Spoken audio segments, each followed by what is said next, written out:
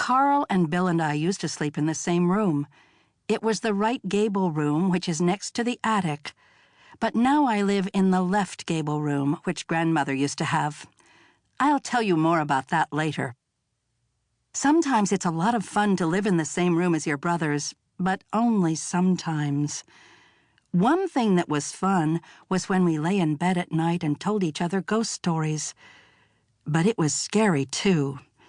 Karl told such awful ghost stories, and I was so scared that I had to lie under the blanket a long, long time afterward. Bill doesn't tell ghost stories. He only talks about the adventures that he's going to have when he grows up. Then he is going to America, where the Indians live, and become an Indian chief. One night when Karl had told an awful story about a ghost who went around in a house and moved all the furniture, I was so scared that I thought I would die. It was almost dark in the room, and my bed stood very far away from the boys. All of a sudden, one of the chairs started jumping back and forth. I thought it was the ghost, who had come to our house too, and was moving our furniture, and I yelled as loud as I could.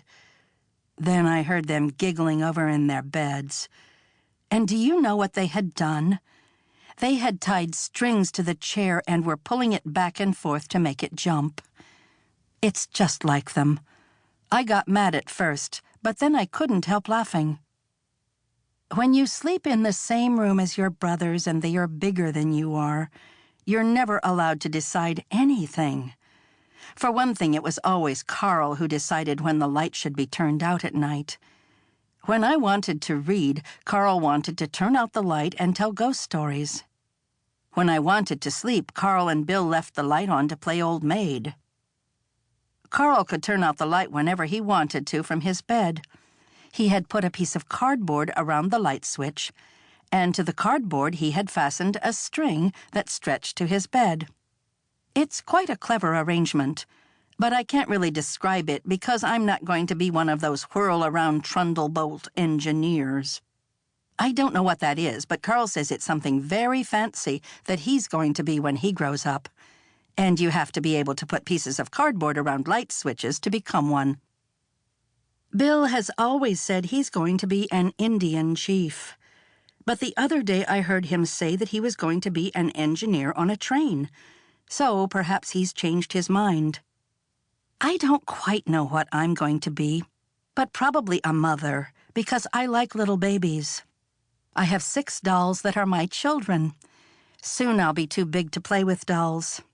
My, it's going to be sad to get that big.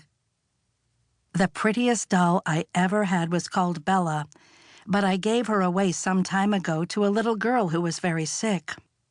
Bella had blue eyes and blonde curly hair. She lay in her bed with a pink blanket and sheets that Mommy had made. One day when I was going to lift Bella out of bed, I found that she had a mustache and a beard. Karl and Bill had painted them on with a piece of charcoal. So you see some of the reasons that I'm very glad I don't sleep in their room anymore. Middle Farm and South Farm are terribly close together, and when you look out of Karl's and Bill's window, you can see right into Olaf's room. Daddy thinks that the people who built the houses should have left a little more room between. But Bill and Olaf think they're just fine the way they are. There is a fence between Middle Farm and South Farm, and beside the fence is a huge linden tree. Its branches stretch from Karl's and Bill's window all the way to Olaf's. When the boys want to call on one another, they just climb right through the tree. This is much faster than to run down the stairs, out through the gate, in through the next gate, and up the stairs. Once our daddy and Olaf's daddy wanted to cut down the tree because it made the room so dark.